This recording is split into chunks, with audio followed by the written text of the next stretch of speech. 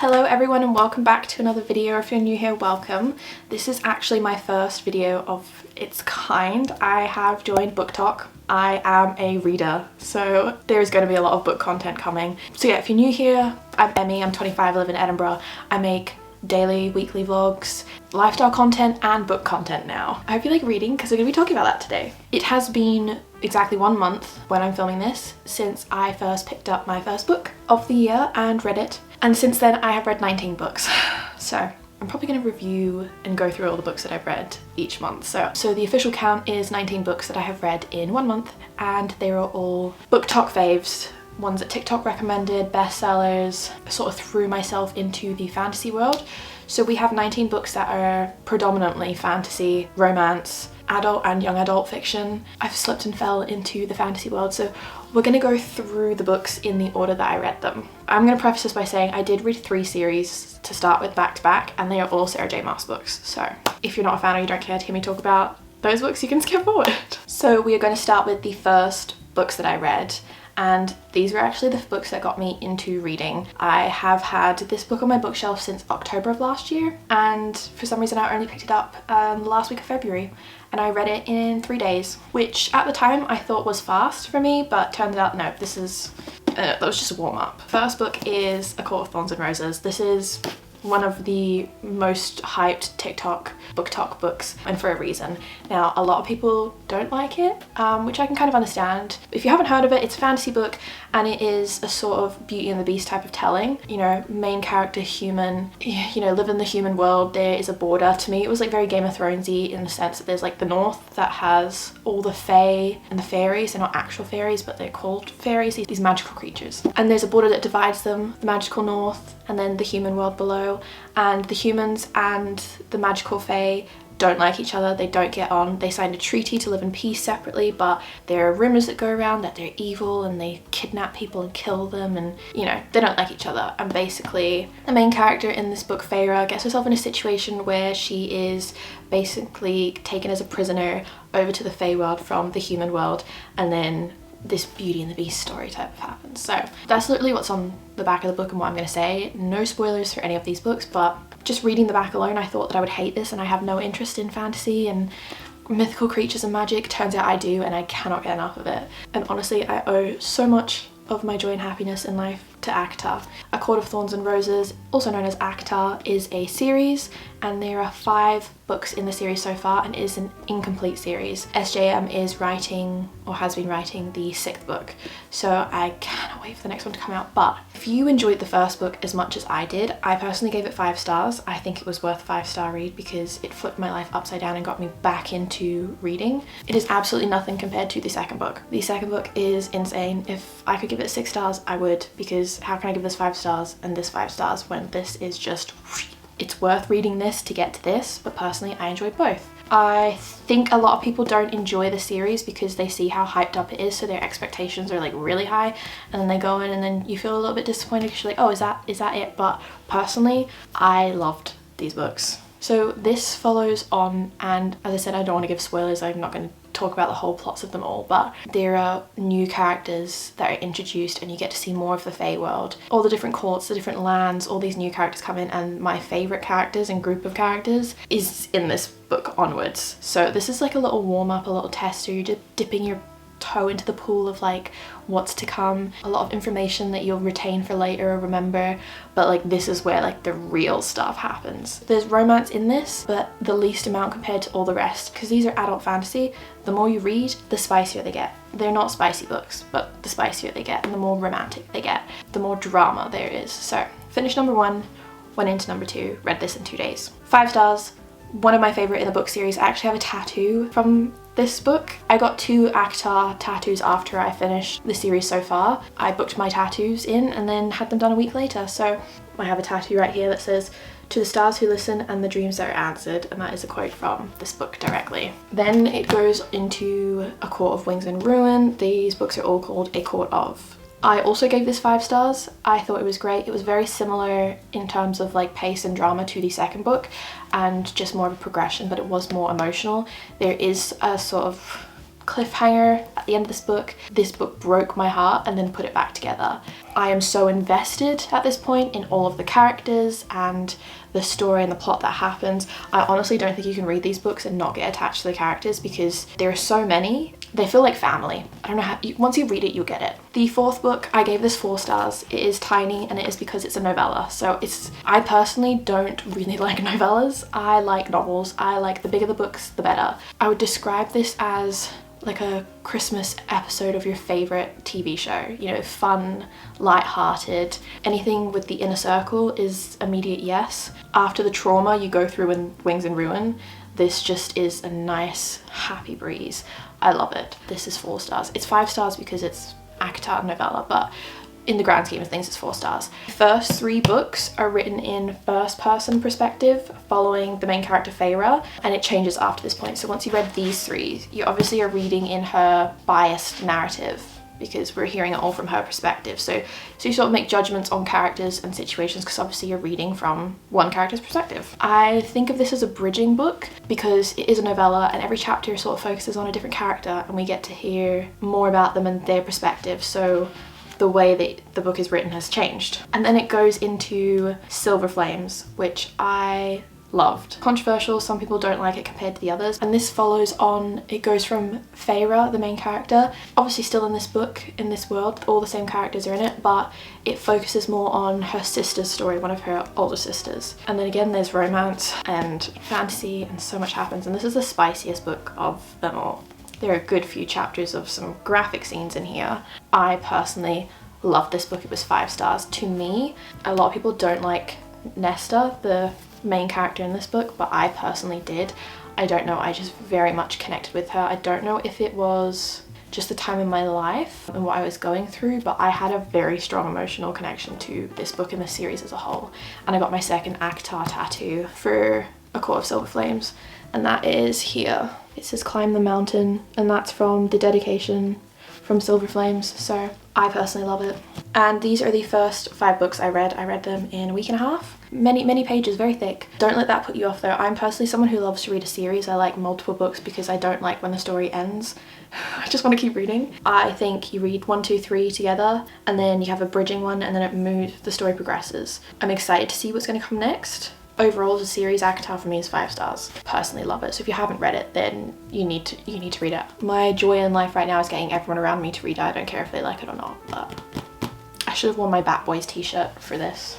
Immediately after I finished ACOTAR, I felt like there was a hole in my heart and I was very sad. So obviously what I did next was look up what other books the author has written. And she has a series called Crescent City. I'd also heard from doing my research that there is an ACOTAR crossover in these, so this is why I read them second. So Crescent City 1, also known as House of Earth and Blood, focuses on a main character called Bryce, and this is an urban fantasy which I did not think I would enjoy. It's sort of like a modern day setting. I'm pretty sure that the city is supposed to be like New York City or something inspired by that, but it has technology, it has phones, it has guns, and for a fantasy I was like, I don't know how I feel about that. Once you get through it, it's great.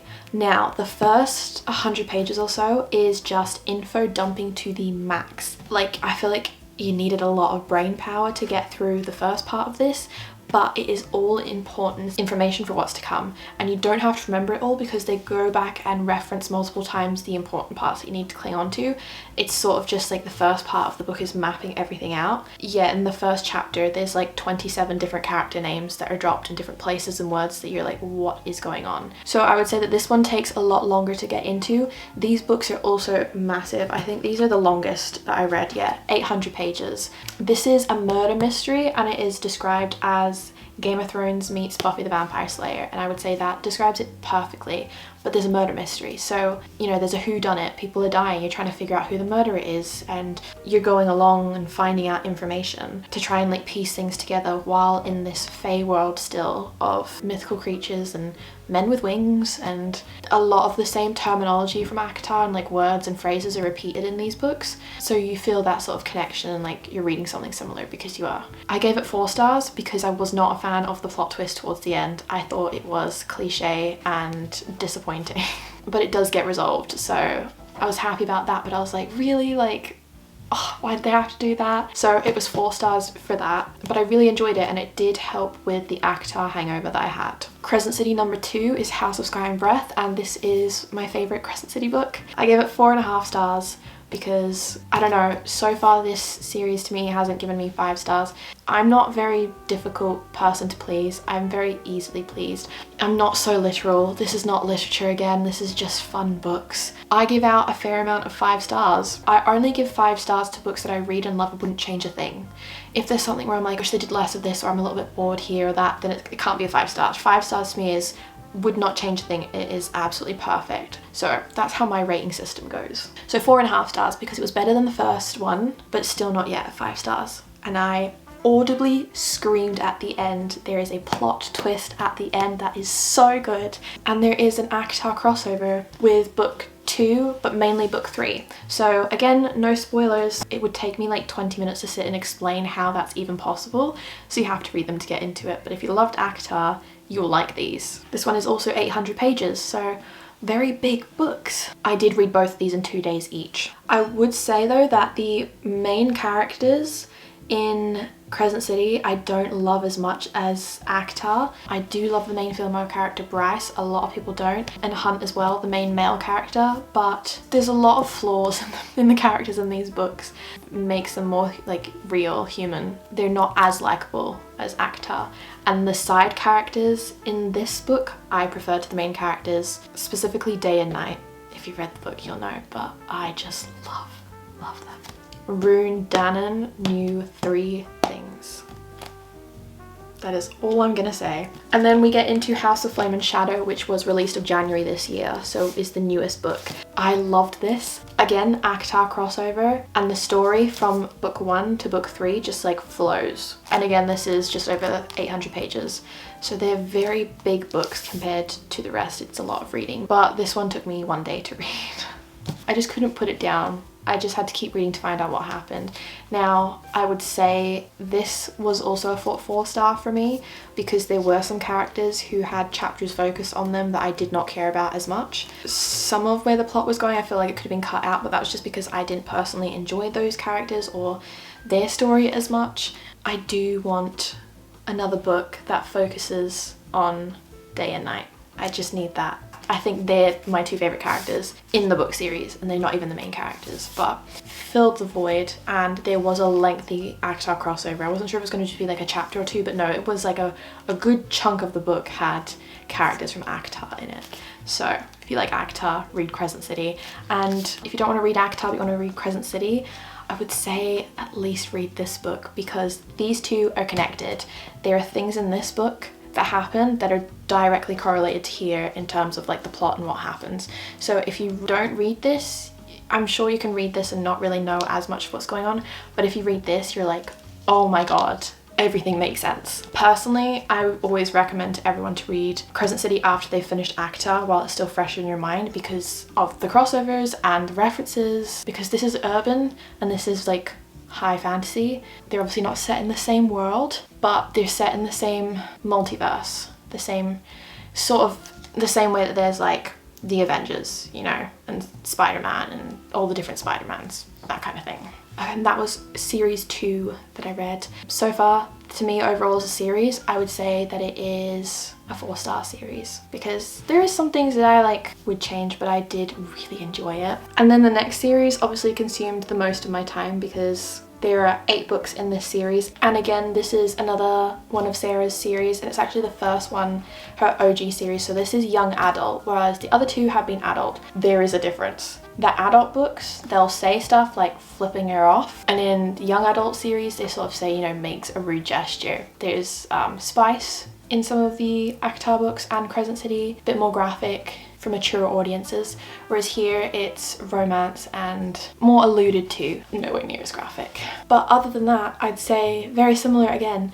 A lot of the same phrases and terms are used, so you still feel like you're in that world, but a completely different story with completely new set of characters. A lot of people read Throne of Glass first, and there is also another reading order that people do it in the middle of Akatar and Crescent City, but personally I read Throne of Glass third, and there is also a reading order in which you read them all in, because there are novellas, there's a prequel, there's a publishing order. So let's just jump into that. So I started Throne of Glass series with Throne of Glass. This is the first book that was published in the series. As I said, it's an 8-book series, but there was a novella that was published, I believe, 4th, and it is also a prequel, and that is called The Assassin's Blade. So people say that you can read The Assassin's Blade first because it sort of sets up the story. You go in already knowing background information on characters and things, but I didn't read this first, and I'm glad I didn't. Because it's a novella, it's basically 5 short stories in one. They're all connected, but a lot of the characters and things that happen in this, like, you don't come across again until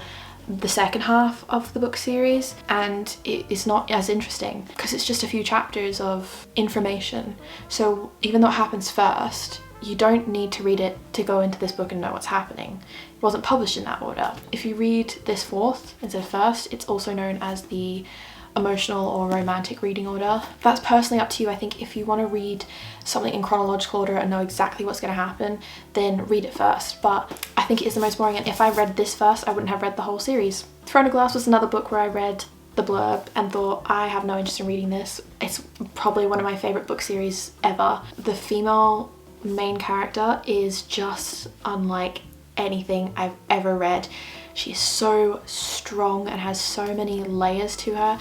I am just honestly in awe. She's my favourite main character ever that I've read to date. It's about an assassin who was sent to this prison, which is basically a death camp. People don't make it out of there, but she ends up getting taken out of there and taken to the king's castle, the king who rules the land that she lives in, and she gets a chance because of her reputation of being one of the best assassins in this world. She gets a chance to fight to become the king's assassin against like 20 other competitors, I think, but she is the only female. And she, I think, is the youngest, but she hates the king because obviously he put her in the prison, and it's about her battle to try and win the role of the king's assassin. That's what the first story is. The overall series story is minuscule compared to what actually happens, but it's really fun. There is a love triangle, idealistic and realistic characters. It's really fun and young. I think they're supposed to be like 18 in this book, but it's just really easy to read. So this was a 4-star for me because the ending, I was a bit like, I did think the ending was a bit anticlimactic, and I was like, oh, is that it? Like, it sort of just like wrapped up a bit too quickly for me, and some of the choices that she made, I was like, nah, yeah, don't know how I felt about that, but it makes sense for what's gonna come. So the second book is Crown of Midnight, and it picks up straight from here, and this was 4.5 stars to me because I was gripped more than I was in this book. Obviously you get to learn more of the characters. Then we went into Heir of Fire, which was 4.5 stars again. I thought it was the same level as the one before. Not quite 5-star yet, but a whole new group of characters were being introduced, and this is where the plot changes. This is where you start to see what's gonna come and what's gonna happen across the rest of the books, and a really big turning point happens in here, and the ending is one where you're like, I need to know what happens next. It is so good and gripping. The pace for the first 2 were a bit slower, and then everything starts to pick up here. Once you've read Heir of Fire, you kind of just want to go straight into the next one because you're like, I need to know what happens next, like what was that ending? So coming in with Assassin's Blade can be like a bit of a screeching the brakes, but I thought it was necessary. I read it, it took me one night to read this. Again, it's a novella, so I breezed through it, and there were characters that I didn't know. There are stories in here that are referenced in here of like things that happened in the main character's life, but they don't go into detail in here. Here you get those stories basically. That's why it's 5 short stories. And the last 2 chapters, I cried so much. It was so emotional because you know what's coming, you know what's going to happen, but it doesn't mean that it doesn't hurt. I read that 4th. To me, because again it's a novella, I don't really care for novellas, and it wasn't as interesting as the rest. I gave it 3.5 stars. I thought it was, out of all of them, the worst, but it did have a lot of information that you need to read to get the full story, so you know, it has its purpose. Then we go into Queen of Shadows, and it follows on straight from Heir of Fire, so you get the answers that you're looking for, and 5 stars. First 5-star in the series. There is so much that happens in this book, and I would not change a single thing. This is when I started to get the hype, because here I was like, yeah, it's fun, but it's not like amazing. No, it is amazing. It is so good. So if you're reading and you enjoy these, it's just only going to get better. Oh, I would love to be able to go back and read this book for the first time again. Once you've read the first 5, then it comes 2 books that you can read individually or in tandem. So it goes into Empire of Storms and Tower of Dawn.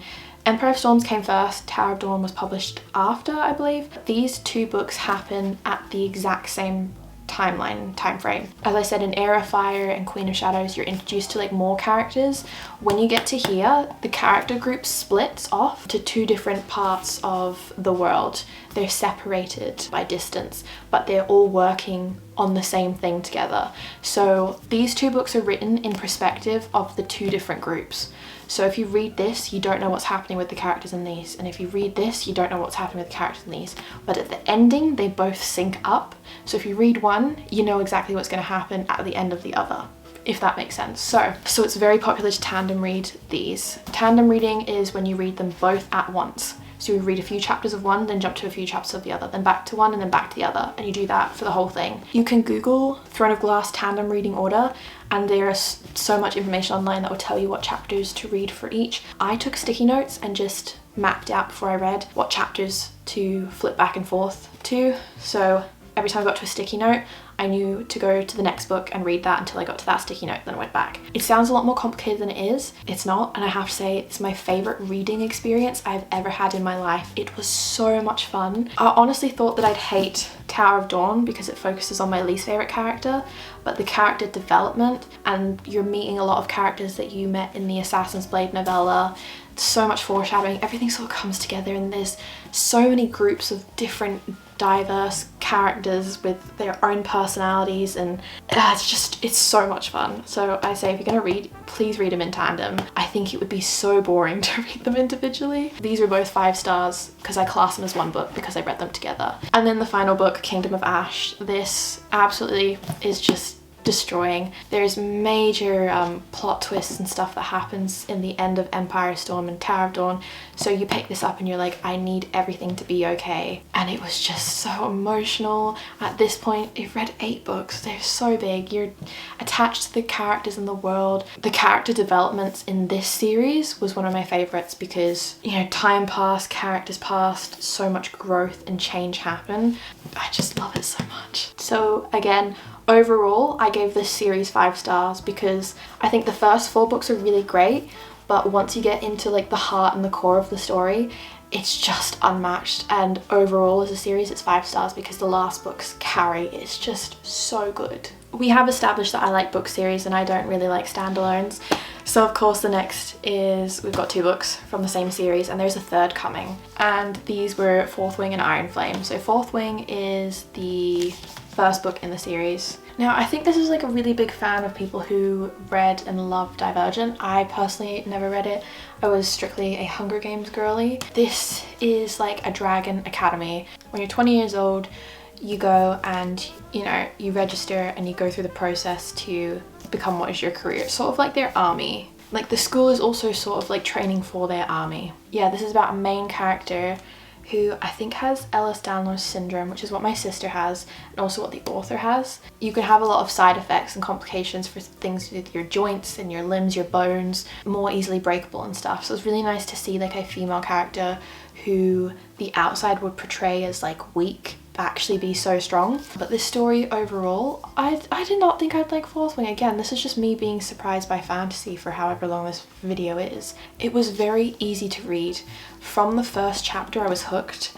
The pace compared to the other books that I'd read, straight off the bat, going, stuff's happening. The whole book kind of takes place in one area, and then the format of the day-to-day there is quite uniform and structured, so very easy to follow through. It focuses a lot on like the characters, which I loved. I know a lot of people read this after ACOTAR because it's like similar, gives you similar sort of vibes, which I would agree. This for me was 5 stars. I could not stop giggling reading this and kicking my feet. Rebecca Yarros does tension so well.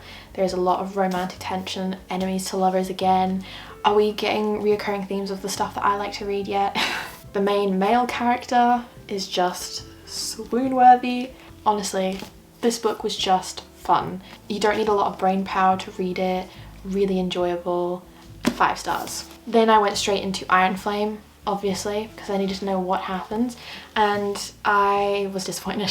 From what I've read, the hype from Fourth Wing was so huge that she rushed through Iron Flame to get the sequel out, and there was no editing process. So I do feel like a good 150-200 pages in this book can get cut out and it doesn't add anything to the plot. It follows on, the world starts to build a little bit, but I feel like she tried to do too much in this book. What I loved so much about Fourth Wing was the simplicity of it and the story, and you could really focus on the development of the characters. Here I feel like the characters reverted, the roles were switched. We were having the exact same arguments and conversations and plot points throughout the entirety of the book right up until the end, and I was just like, we've already gone through this. I've just read 400 pages of characters gaslighting each other and no development happening and not actually anything really with the plot happening. It just sort of felt like an extension of what we had already read in the first book. Characters arguing and nothing happening, and then everything happening at the end but too much. I feel like some of it was quite cliche, some of it was a bit overdone, and I feel like some of the plot points or the tropes, she could have picked 1 or 2 and done them really well, but instead there was like 8 of them in here and it was just too much. Also, so unhappy with how this ended. It does end on a cliffhanger, and I'm not happy about it because I feel like it's quite cliche of like the story overall of what happened, how it ended, but it did not make sense for the character to like make those decisions and end on that cliffhanger. Like, it just, I was just like, what on earth? Like, this book just contradicts this. So 3.5. Again though, it only took me 2 days to read it and I absolutely flew through it. I'm just so stubborn, I can't DNF books. But I do have high hopes for the third one. I want to go back to simplicity. We need to go back to this. So I'm hoping that the third one is going to be better than the second, because the second honestly just felt a bit messy to me. But overall, I still love the story and the characters. We really need recovery for book 3 after this, guys. I don't know what I'm gonna do if it's just like this.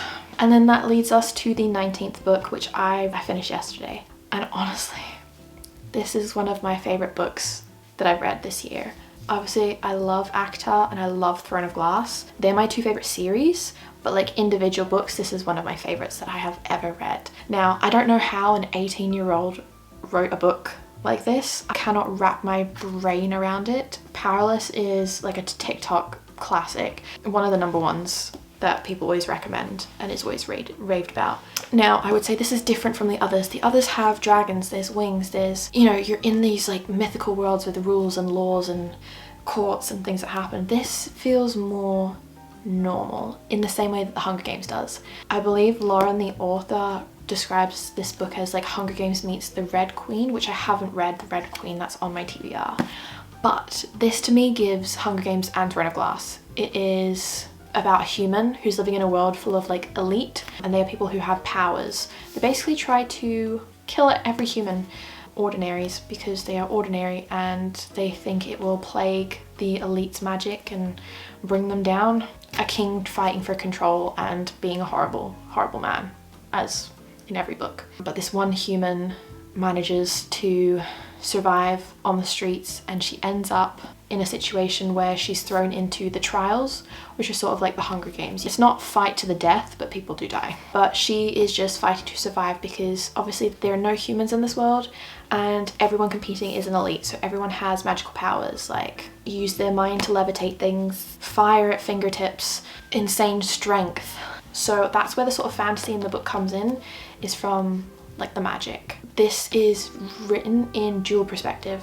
So there's the main female character and the main male character, and you read a few chapters in the female character, then it switches, you get the male character's perspective. Overall, 5 stars. 5 stars. I don't know what it is. I have developed an emotional attachment to this book, to these characters, to this story. The second book is coming out on the 4th of July and I've already pre-ordered it, and it cannot come around sooner because I need to know what happens. And I think out of all male characters who have been written by females, this is my favorite one. It's fantasy romance. I would say it's more romance. Enemies to lovers, forbidden love, a bit of a triangle. A lot of stuff happens, but again, it's another story that's kept quite simple.